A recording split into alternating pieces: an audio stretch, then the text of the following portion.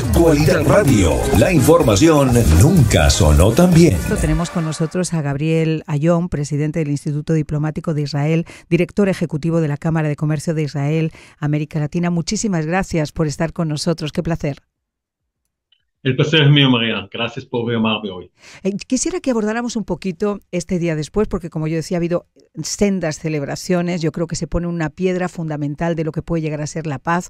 Ojalá esto continúe de la misma manera que plantea ese acuerdo, pero ya hoy, ese día después, empieza a haber algunas pequeñas dudas. Por ejemplo, el tema del regreso de los cuerpos de los secuestrados israelíes que todavía están en poder de los terroristas. Han entregado 4, 2 se han identificado, 2 por petición de la familia no se han identificado, pero quedarían todavía 24. Y yo no sé hasta qué punto Hamas, si es por una cuestión de querer todavía, ¿cómo explicar?, aterrar psicológicamente a las familias, torturarlas, no los va a entregar o simplemente no tienen acceso a ellos, con lo cual esa parte del acuerdo es muy, muy difícil que la puedan completar. ¿Qué información tienen ustedes y cómo creen que esto se puede llegar a saldar? Sabemos que quedan 24 cadáveres secuestrados sin vida en las manos de Hamas y otras facciones. Según lo que yo entiendo, y es por pura apreciación mía, Hamas debe tener la información sobre algunos 15 de ellos. O sea, quedan cerca de 9 personas que no se puede decir dónde están. Uh-huh. Puede ser que algunos de ellos están en las manos de otras fracciones que no es Hamas. Puede ser que algunos de ellos de verdad fueron extraviados sus cuerpos en la guerra, en el momento de tener miles de cuerpos que enterrar en un momento corto, y quizás no vamos a saber de la vida de todos, pero la gran mayoría, esos 15 o más que quedan todavía por liberar, son cuerpos que yo creo que Hamas sabe exactamente dónde están, en una forma muy, muy bien marcada. Ellos entendieron eso de antemano porque es parte de su doctrina, parte de su filosofía de luego jugar y negociar con estos cadáveres. Ahora, las cartas del juego han cambiado. Antes la comunidad internacional avalaba mayoritariamente a Hamas. Era impensable ver ciudades como Madrid, como París, como Londres, e incluso aquí en Estados Unidos, abogando en esas manifestaciones pro-palestinas, donde en el fondo lo que estaban haciendo era apoyar a un grupo terrorista como Hamas. Pero ahora hay un acuerdo firmado, que ha sido avalado, que ha sido garante muchos de los países árabes y muchos de los países, esos países de la comunidad internacional que hacían lo que yo comentaba anteriormente. Cuando existe esa garantía, cuando existe ese aval y hay un punto de ese acuerdo que no se celebra, que no se acuerda, de alguna forma están validando a Israel para que pueda tomar las decisiones oportunas, porque quien está incumpliendo ese acuerdo firmado, garantizado por la comunidad internacional es Hamas. Cada uno de nosotros que está firmando un acuerdo, sea de alquiler, de compra o cualquier otra razón, siempre entiende que hay ciertas grietas en estos contratos. Hamas son especialistas en utilizar todas esas grietas y problemas pequeños que tenemos entre unos de los artículos de ese contrato. Los contratos con Hamas nunca pueden ser cerrados, porque recuerden que no estamos negociando con un Estado que tiene responsabilidad y tiene algún tipo de control sobre todo lo que pasa. Siempre ellos pueden alegar que no saben, no pueden, no entienden, la persona que firmó no está con nosotros y todo eso.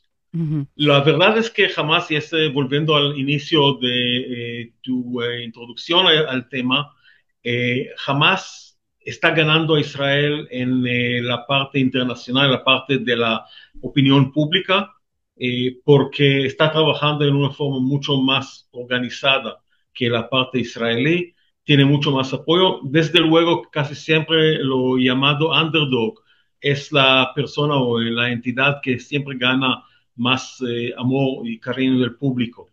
Ya ese momento, por el tiempo tan largo que la guerra tiene, se olvidó completamente quién comenzó todo ese acuerdo, toda esa guerra el 7 de octubre de 2023. Así que jamás aunque es el culpable de iniciar, controlar y manejar toda esa guerra, queda como el chivo expiatorio de lo mismo. O sea, ellos son los, digamos, víctimas de una situación que ellos mismos han causado. Y cogen de víctimas también todos sus pueblos, porque el pueblo palestino mismo, la gente que vive en Gaza, no son culpables. No. Son secuestrados por Son Hamas. Son víctimas también. Por eso yo decía siempre que no entendía estas manifestaciones internacionales cuando en lugar de abogar porque liberen a un pueblo de un grupo terrorista como Hamas, lo que hacían era alentarlos de alguna manera. Pero quisiera hablar un poquito de la reconstrucción de Gaza. ¿Cuándo cree usted que se van a instaurar esos primeros plazos para que haya un ejército que vigile, que ponga orden, que impida lo que ocurrió ayer, por ejemplo, con Hamas, que salió a aniquilar a clanes contrarios, a gente de clanes contrarios? ¿Cuándo van a empezar esas labores para empezar a reedificar y que la población pueda empezar a tener acceso al menos a una vivienda? Entre líneas en las palabras del presidente Trump ayer, que él entiende que Hamas está tratando de restaurar el orden y por eso como que hay una justificación de la matanza que están haciendo Hamas contra sus rivales, contra otros clanes, otras tribus que tienen. Entiendo que la situación se tiene que durar unas semanas más. Podemos ver en los próximos 2-3 semanas algunos grupos armados que están compuestos tanto de cuerpos internacionales como de cuerpos militares de países musulmanes distintos, no solamente árabes, que pueden comenzar a vigilar la zona. La restauración de la paz es una situación larga. No creo que estamos hablando de un acuerdo de paz. Intentar de quitar de las manos de Hamas todo el armamento que tiene, intentar de cerrar, bloquear o explotar todos los túneles que tienen debajo de la ciudad será una labor muy, muy difícil. Sin embargo, entiendo que en el momento que vamos a ver algún tipo de alivio en Gaza, van a llegar fondos internacionales en muchos miles de millones de dólares a la franja de Gaza que van a ayudar en la restauración de ciudades, de pueblos.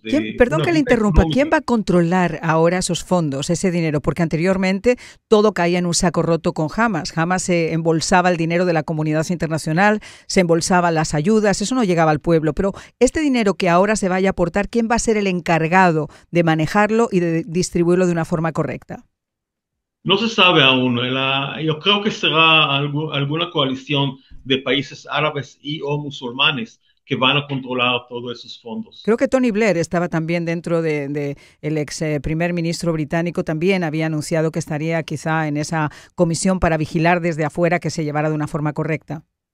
Se mencionó a Tony Blair de una forma más jocosa. Hablaron que quizás la persona más adecuada es Nayib Bukele, que viene de esa zona y ha restaurado la paz en su país, en El Salvador.